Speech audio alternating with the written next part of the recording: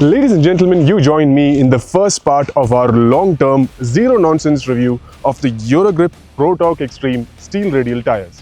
This is my own R3, and so far in all my years of ownership, I prefer using cross-ply tires. But then right now I thought, why not try a radial one? And when looking through the options, I thought I would go with Eurogrip because I've tested their tires on the track and I was very impressed. And that is the reason why we have the Protorq Extreme. When I started the review, there was a small problem because I ordered the tires based on what was available on the website, which meant I had a 110/70 ZR17 at the front, but a 140/70 R17 at the rear. When I reached out to Eurogrip, they said we have a ZR17 for the rear also and sent me that. So right now this motorcycle is running ZR17 tires at both ends. It has been a few hundred kilometers so far. The tires have been properly bedded in and we are slowly cutting away towards the edge of the tire using all of it as much as possible. And so far, there is literally nothing to complain about. I haven't picked up a puncture yet. I have not felt a loss of grip. The motorcycle feels confident when leaning, and it's still early days, but difficult to fault it right now.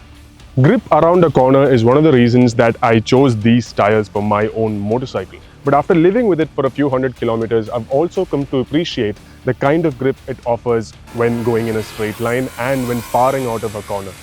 This motorcycle does not squiggle around too much now anymore, especially on concrete roads, because that is well under control.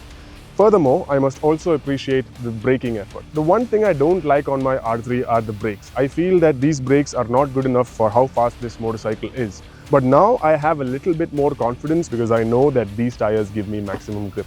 Can I say that these are the best tires in this segment for this motorcycle? No, I can't, because I haven't used all the other tires available on this motorcycle in the same settings. But what I can say for sure is that after using these tires, I have not found a reason to complain so far. And that, I think, is good enough in a bracket like this, because we're looking at street tires. There is one more thing that you should know. The rear tire, which is the 140/70 ZR17, may not show on the website right now, so I had to call Eurogrip to get it.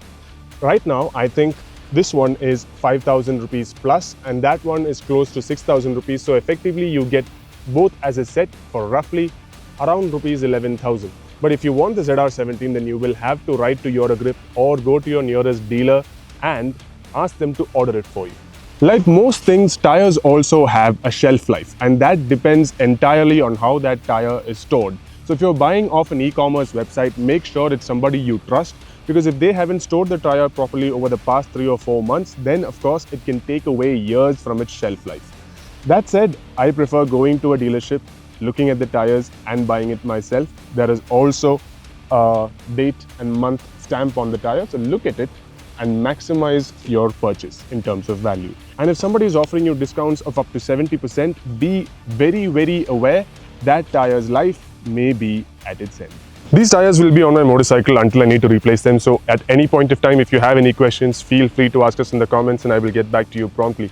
As of now, because I have literally nothing to complain about these tires, I'm going to give it an MAT rating of 10 out of 10. That could change as and when I discover new things. So keep watching this channel. I will keep posting updates every now and then. As of now, that is it from our side. If you have anything else, you know what to do. This is Joshua Verghese signing off for MAT.